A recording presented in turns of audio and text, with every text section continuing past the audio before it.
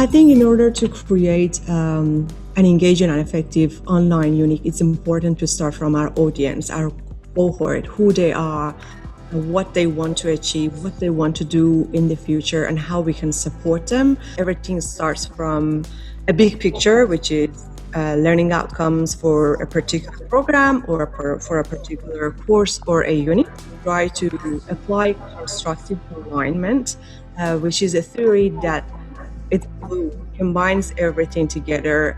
It starts from learning outcomes and then designing assessments to help students address and achieve those learning outcomes very confidently. And then we design the weekly content, tasks within weekly content based on those learning outcomes. We use data, student qualitative and quantitative feedback and research results to make informed decisions about every single move that we want to make. Because we know that nowadays information is out there everywhere in YouTube, LinkedIn Learning.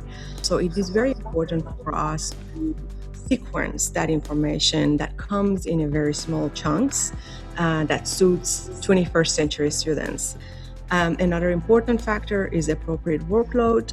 So we know that students should work 20 hours per week, and we have our agenda and we design tasks based on those limited hours.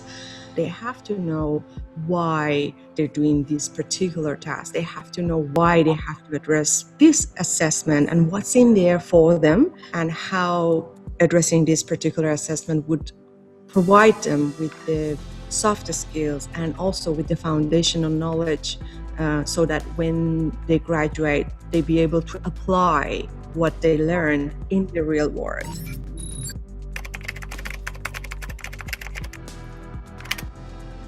So this idea of student-centeredness starts off thinking about the student's perspective, what they need, how they learn, what we need to do to support that process. So when you start from that position, everything that you do actually is driven by that. And from our perspective, we are constantly thinking student, student, student. When we make a change, we think, how will this impact the students? When we see a new principle or a new project management body of knowledge released, we think, how can we interpret this for the students?